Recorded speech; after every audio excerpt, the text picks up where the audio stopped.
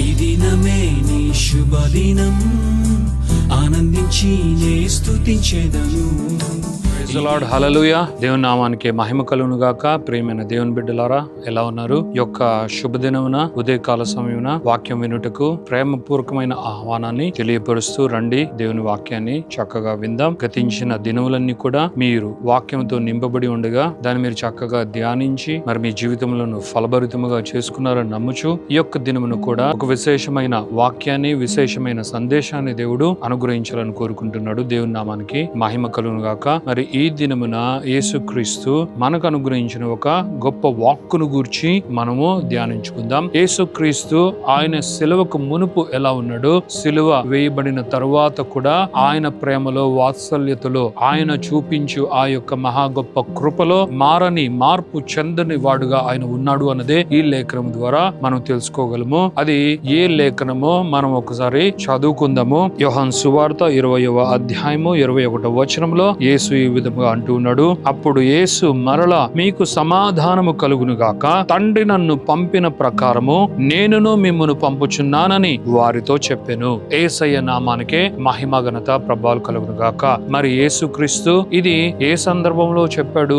ఆయన పునరుద్ధానుడైన తరువాత తన్ను తాను తన ప్రియాతి ప్రియమైన శిష్యులకు కనపరుచుకున్నట్టుకు ఆయన అత్యంత ఆసక్తి, ప్రేమ కలిగి ఆయన ఆనందంగా వారిని కలిసిన ఆ సందర్భంలో యేసుక్రీస్తు వారితో ఈ విధంగా అంటూ ఉన్నాడు, మీకు సమాధానం కలుగును గాక. మరి యేసుక్రీస్తు సమాధానాన్ని గూర్చి ఆ సందర్భంలో మాత్రమే అన్నాడా? కాదు ప్రియులారా. యేసుక్రీస్తు ఆయన ఈ భూమిపైన జీవించిన ఆ కాలమంతా కూడా సమాధానాన్ని గూర్చి ఎన్నో సందర్భాలలో ఆయన మాట్లాడాడు. సమాధానమును ఆయన తెచ్చుటకు వచ్చిన సృష్టికర్త అయిన దేవుడే, రక్షకుడైన దేవుడే ఆయన అని మనకు ఆయన ఎన్నో సందర్భాలలో జ్ఞాపకం చేసిన దేవుడుగా ఉన్నాడు. యేసయ్యకే మహిమ కలుగును గాక. మరి వాక్యాన్ని క్షుణ్ణంగా మనము ధ్యానించి ఇంకా కాస్త ముందుకు వెళ్ళగలిగితే, ఇంకా యేసుక్రీస్తు ఈ భూమిపైకి అడుగు పెట్టక మునుపే యేసయ్యని గూర్చి ఆయన ఏమై ఉన్నాడు అన్నది ప్రవక్తలు ప్రవచించిన దాని ప్రకారము ఆయన సమాధానాధిపతి అయి ఉన్నాడు,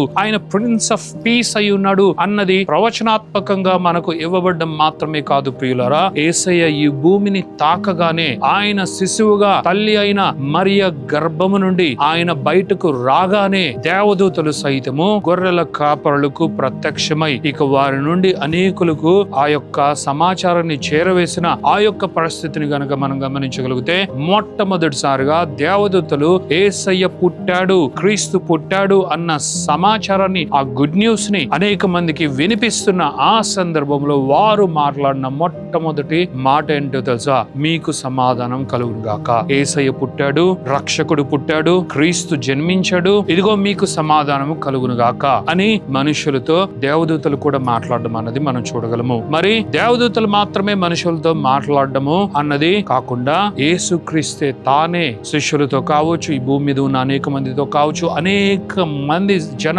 సమూహములతో యేసయ్య మాట్లాడుతూ ఆయన అంటూ ఉన్నాడు, మీకు సమాధానము కలుగును గాక. మరి నేనిచ్చు సమాధానము అది మనుషులు ఇచ్చినటువంటిదిగా కాదు, కానీ నేనిచ్చు సమాధానము అది సంపూర్ణమైన సమాధానము, అది తండ్రి సమాధానము, అది నేను మీకు ఇచ్చు సమాధానం అని యేసుక్రీస్తు ఈ సందర్భముగా ఆయన ప్రస్తావించడం, ఈ యొక్క గొప్ప మాటలను యేసయ్య మన వినికిడిలోనికి తీసుకురావడం మాత్రమే కాదు ప్రియమైన దేవుని బిడ్డలారా.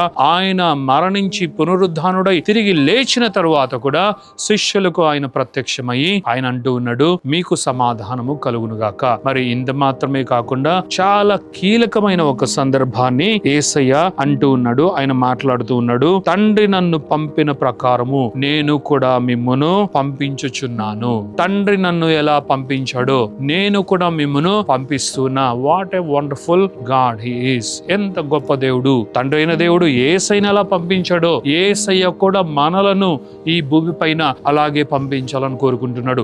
ఆ దినమున శిష్యులతో మాట్లాడుతూ శిష్యులను నిజముగానే ఆ విధముగా ఈ భూమండలములోనికి యేసయ్య తన శిష్యులు మనుషులను పంపించాడు.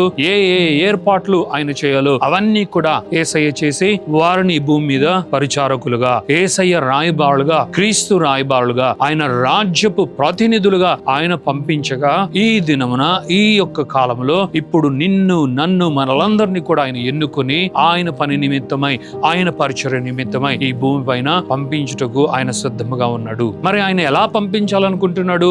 ఆషామాషిగా ఆయన పంపించాలనుకోవట్లేదు. ఏదో కేవలము జస్ట్ ఫార్మాలిటీగా యేసయ్య పంపించాలనుకోవట్లేదు. కానీ తండ్రి అయిన దేవుడు యేసయ్యను పంపించిన ప్రకారము నిన్ను నన్ను కూడా మనలందరినీ కూడా ఆయన పని నిమిత్తమై ఆయన పంపించాలని కోరుకుంటున్నాడు. దీని అర్థము యేసుక్రీస్తు ఏ విధముగా ఈ భూమి పైన ఎంత శక్తివంతముగా ఆయన వాడబడ్డాడో నీవు కూడా దేవుని దృష్టిలో అదే అయి ఉన్నావు. నీవు ఆయన చేతిలోకి నీవు విధేయుడై నీవు లోబడి గనక నిన్ను నీవు ఆయన చేతిలోకి అర్పించుకోగలిగితే తండ్రి ఆయనను వాడుకున్నట్లుగా యేసయ్య నిన్ను కూడా వాడుకోగలడు అని ఈ సందర్భంగా తెలియపరుస్తున్నాడు. అంత మాత్రమేనా, తండ్రి ఏ విధముగా యేసయ్యను పరిశుద్ధాత్మతో నింపాడో, ఆయన శక్తితో నింపాడో, యేసయ్య కూడా నిన్ను పరిశుద్ధాత్మ శక్తితో నింపి ఆయన ప్రభావంతో నింపి యేసయ్య ఎలాంటి గొప్ప కార్యములు ఈ భూమి మీద చేశాడో యేసయ్య నిన్ను కూడా అలాంటి కార్యములు చేయు కుమారుడుగా కుమార్తెవుగా నిన్ను వాడుకోబోతున్నాడు. దేవుని నామానికే మహిమ ఘనత ప్రభావాలు కలుగును గాక. ఇది నిజము, ఇది సత్యము. మరి శిష్యుల పట్ల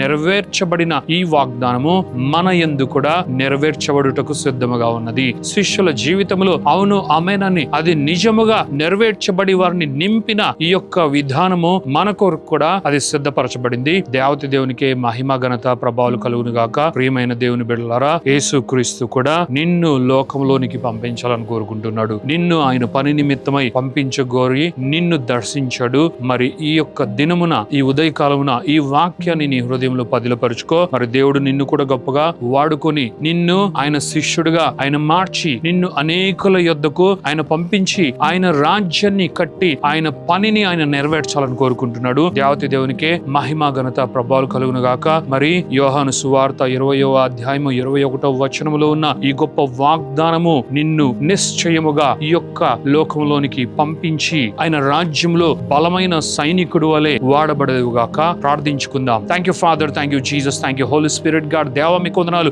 యేసయ్య మీకు వందనాలు. ఎంత గొప్ప వాగ్దానాన్ని మీరు మాకు అనుగ్రహించారు. నిజముగా సమాధానము ఈ దినమున వాక్యం వినుచున్న ప్రతి ఒక్కరిని నింపునుగాక. సమాధానమే వారిని ఏలునుగాక. తండ్రి ఇదిగో తండ్రి మిమ్మును ఎలా పంపాడో నాయన మీరును మమ్మును అలాగే పంపించనై ఉన్నారు. అందును బట్టి మీకు కృతజ్ఞతాస్తుతులు చెల్లిస్తున్నాం. పంపింపబడిన అనేక మంది మరింతగా మీ రాజ్యము కొరకు ప్రయాసపడి నాయన వాడబారనటువంటి నాయన గొప్ప జీవితమును అనుభవించెదరుగాక. నాయన సిద్ధముగా ఉండి ఇదిగో తండ్రి విధేయతను కనుపరుస్తూ మీకు ఇప్పుడు లోబడుచున్న వారు సైతం లోకంలోనికి మీ పని నిమిత్తమై మీ రాజ్యమును కట్టు నాయన వీరులుగా పంపింపబడదురుగాక. యేసయ్యాని పలుకుచు తండ్రి మీ నామానికి మహిమ ఘనత ప్రభావాలు చెల్లిస్తూ ఆయన మీ ప్రియమైన బిడ్డలు బ్లెస్ చేస్తూ ఈ యొక్క ప్రార్థన స్తుతి ఆరాధన యేసు పరిశుద్ధమైన నామములో అడిగి వేడుకొనుచున్నాము తండ్రి. Amen, amen, amen.